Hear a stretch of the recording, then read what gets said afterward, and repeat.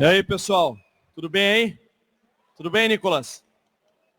Primeira dama, é um prazer estar aqui com todos vocês, mais uma vez participando do CIPEC Brasil. A gente vai falar de maneira, claro, muito sucinta, resumida, as estratégias de combate ao crime organizado que nós estamos adotando no estado de São Paulo, graças ao corajoso e grandioso governador Tarcísio de Freitas, que me dá toda a liberdade para trabalhar também. Eu acho que quem está passando o slide aí pode passar o próximo.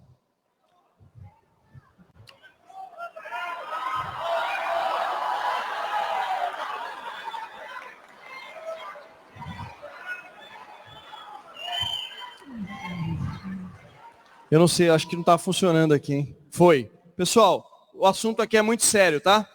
Essa aqui é a estrutura do primeiro comando da capital, a maior organização criminosa do Brasil, se tornou uma das maiores do mundo, infelizmente nasceu, cresceu no estado de São Paulo, foi criada em 1993, tem uma estrutura hierarquizada, viu, deputado general Girão?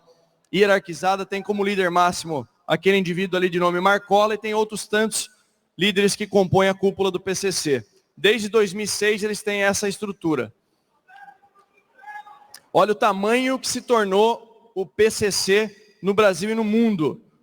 Com 40 mil integrantes, 10 mil em liberdade, 30 mil em outros países, já tem mais de 2 mil, tem um pouquinho ali na Europa, Portugal, França, vocês estão vendo ali, tem associação com a 'Ndrangheta na Itália para distribuição e comercialização de drogas na Europa.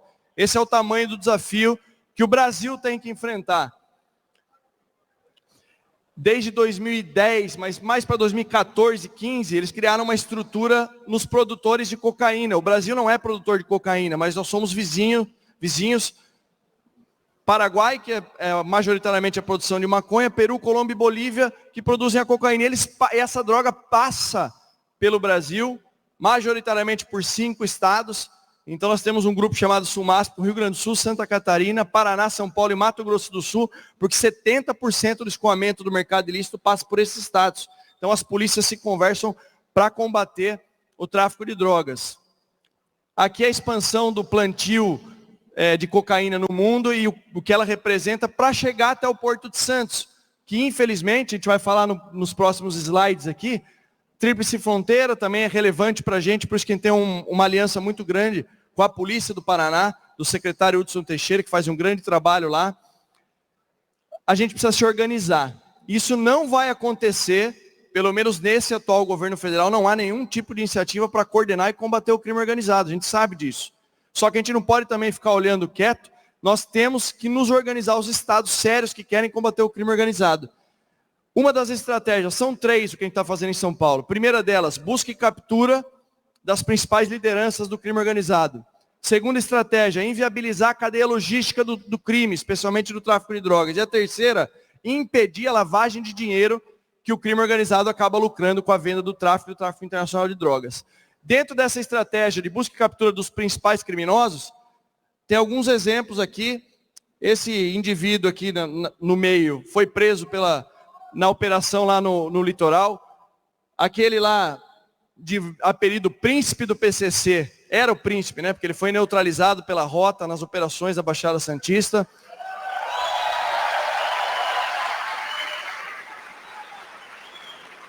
Então, nós elencamos, fizemos acompanhamento, serviço de inteligência muito forte, quem são os principais líderes. A gente tem que fazer a prisão, busca e captura ativa para desestabilizar e desestruturar o crime organizado. Dentro dessa estratégia, realizamos a maior operação policial na Baixada Santista. E por que a Baixada Santista? Porque é o polo exportador de cocaína, o Porto de Santos. O Guarujá, infelizmente, uma cidade linda, conhecida como a Pérola do Atlântico, foi dominada pelo crime organizado. Nós tivemos que fazer uma verdadeira retomada do território. Desmobilizamos 27 barricadas nas comunidades. Realizamos a prisão de mais de 1.200 criminosos em 40 dias. Mais de 400 procurados pela justiça.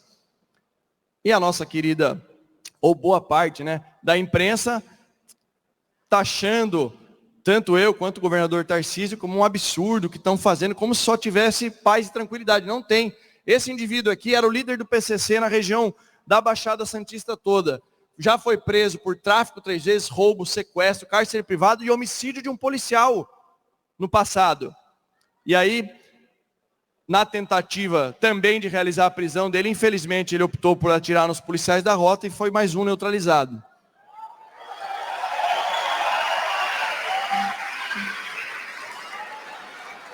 Aqui eu já mencionei, esse era apontado, e percebam a romantização, Nicolas, do criminoso, o príncipe do PCC, como se o criminoso tivesse reinado. Não tem. O que tem que prevalecer são os homens de bem, são os heróis. Aliás, deixa eu fazer uma pergunta aqui.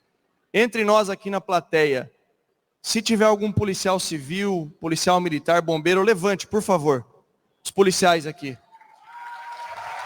Uma salva de palmas para esses heróis que defendem a sociedade. Orgulho de vocês.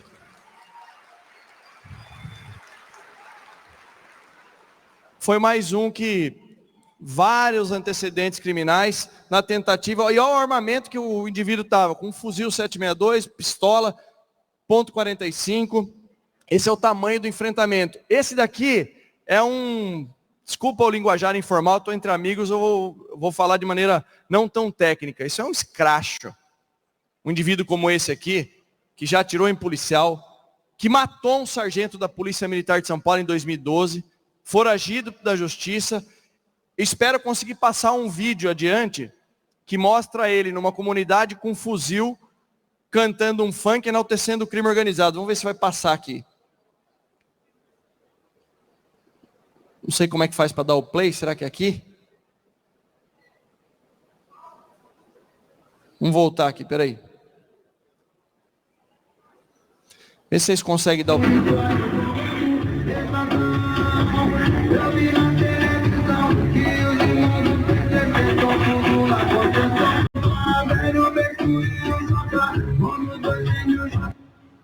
Pessoal, esse indivíduo aí de apelido Danone, homicida de policial, traficante, líder do PCC, também na Baixada Santista, agia dessa maneira.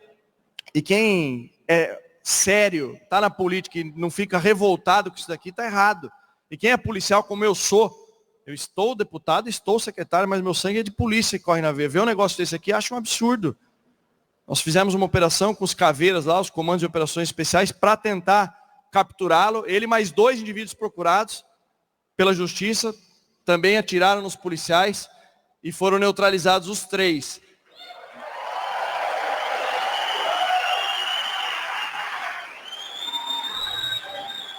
Esse outro indivíduo pertencia a um setor do PCC que era responsável por cometer atentado contra autoridades. Também foi outro que resistiu agora, recentemente, mês retrasado, dia 2 de maio. Não está mais entre nós. Para também não falar que a gente só está... Ah, não. Gente, vou ser muito sincero aqui, tá? Quisera eu que todos os criminosos, quando a polícia fosse prendê-los, se entregassem. Porque eu falo isso, conselho de amigo, a primeira vítima de uma troca de tiros é sempre o policial que é agredido. Então não quero ver meu policial em confronto, porque o policial corre risco. Vocês não sabem o que é entregar uma bandeira do Brasil para uma viúva ou para uma mãe de um policial. Infelizmente eu já fiz isso algumas vezes. E eu luto diariamente para que um dia isso acabe no Brasil. Esse indivíduo aí, de apelido Batata, foi preso semana passada. A missão dele no crime organizado era arquitetar o sequestro do Marcola do Presídio Federal. É contra esse tipo de crime organizado que nós estamos lidando em São Paulo. Bom, tem alguém do Paraná aqui? Vocês lembram daquele atentado na cidade de Guarapuava, que vitimou um policial? Explosão de caixa eletrônico? Esse vagabundo aqui, desculpa a expressão, são duas Barrett .50 lá no fundo, alguns fuzis, colete da Polícia Federal. Ele participou daquele atentado lá, era procurado pela justiça. Ele praticou roubo a banco em 5 estados diferentes no Brasil. E ontem, por isso que eu fiz questão de colocar, ontem os policiais do DEIC, da Delegacia Especializada de Roubo a Banco, foram no encalço dele para tentar realizar a prisão, mas ele resistiu e atirou nos policiais.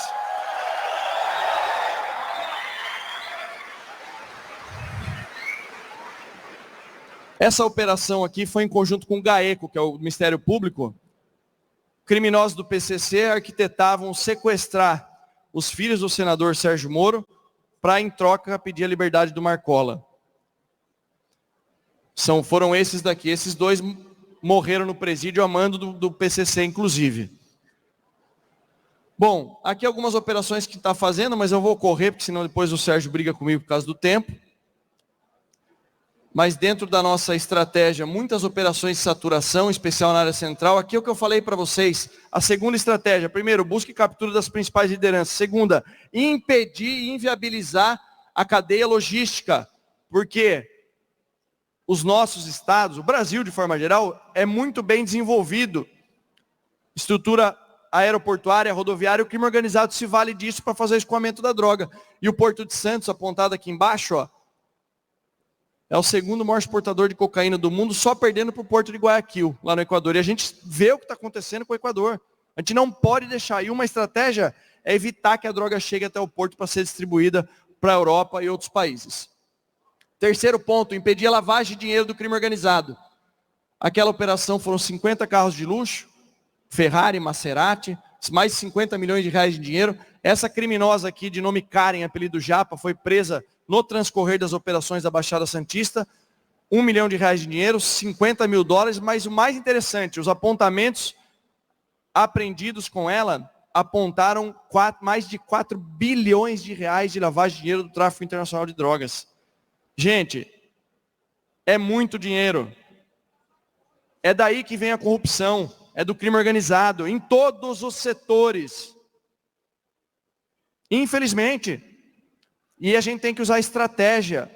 Essa é uma das estratégias que vem dando resultado. Inviabilizar a lavagem de dinheiro. Tivemos operações lá em São Paulo com o GAECO também, no transporte municipal, na capital, que era usado para lavagem de dinheiro.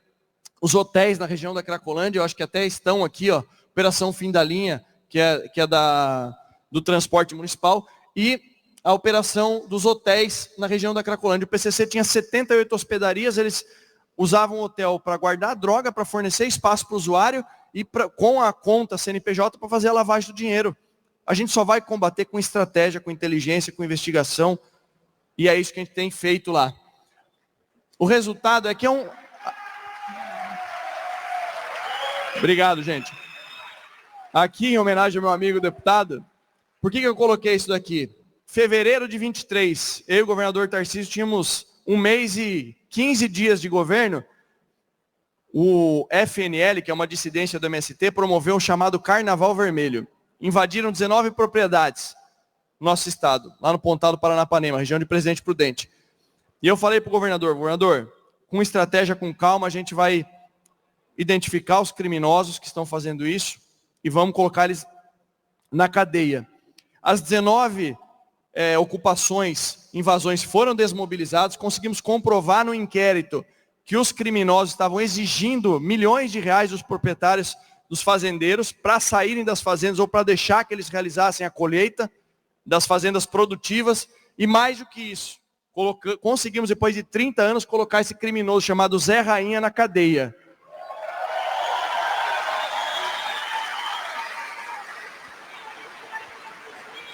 O resultado em 2024, no chamado Carnaval Vermelho, nós tivemos 0 invasões de terra.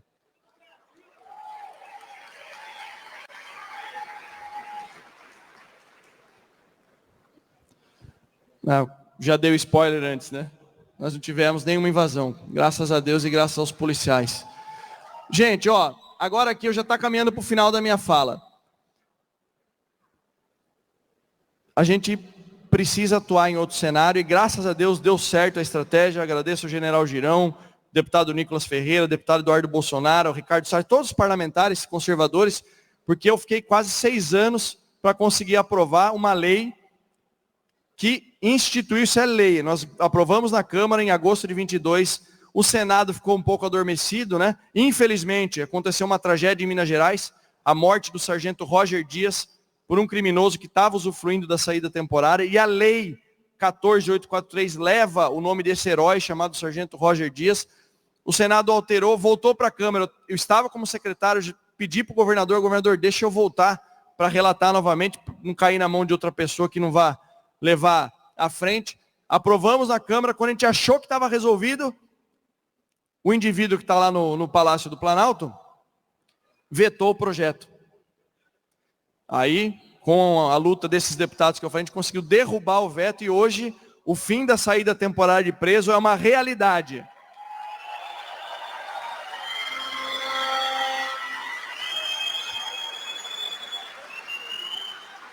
E detalhe, tem uma discussão jurídica, quem que vai ter, só quem cometeu o crime a partir de agora, quem acessar o regime semiaberto.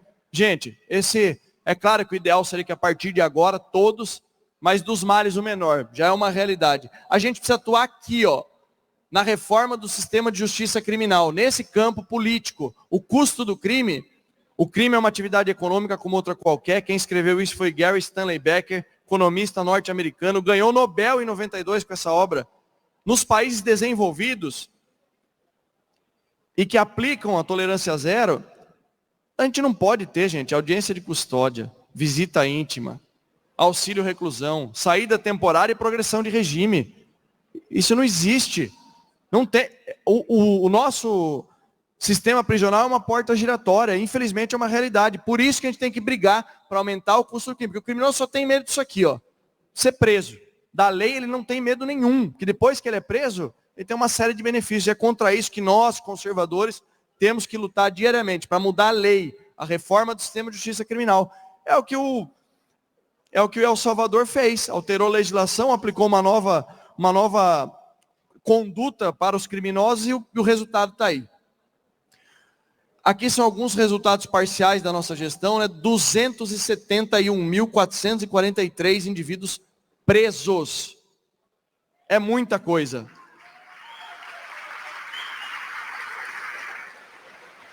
Mais de 102 mil condenados capturados. Eu quero agradecer aqui o secretário Arthur da Casa Civil, está aqui, grande parceiro que ajuda muito as forças policiais.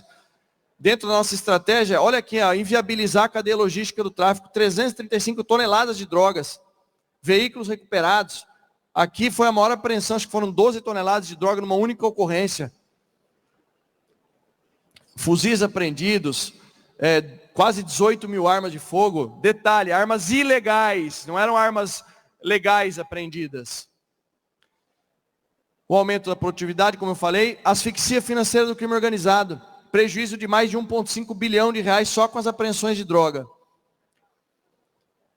Como eu falei aqui, os resultados parciais, a valorização dos policiais é a nossa obrigação. O governador concedeu o maior aumento da história no primeiro ano de governo, mais de 20% de aumento para todos os policiais, autorizou a contratação de mais de 13 mil policiais civis e militares.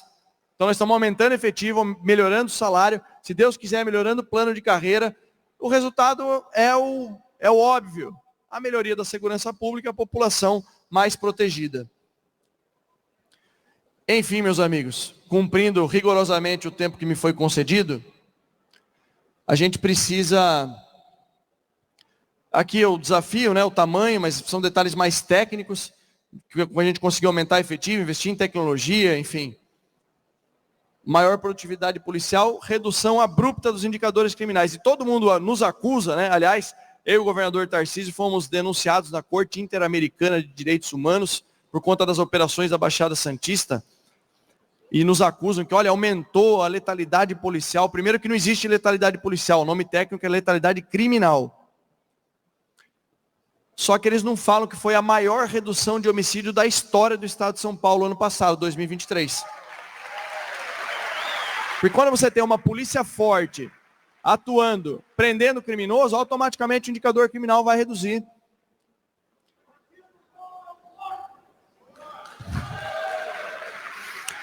Pessoal, ó, eu coloquei aqui em destaque, e acho que é o penúltimo slide. Tem uma reforma política sendo discutida há muitos anos, conseguimos aprovar. Aliás, o governo anterior ao do presidente Bolsonaro aprovou a reforma trabalhista, nós aprovamos a reforma previdenciária, atualmente passou a reforma tributária, mas a reforma do sistema de justiça criminal, que é a mais importante, precisa ser aprovada no Congresso. Temos que endurecer as leis, senão a porta giratória, mesmo com as nossas estratégias, vai continuar acontecendo o entra e sai das cadeias.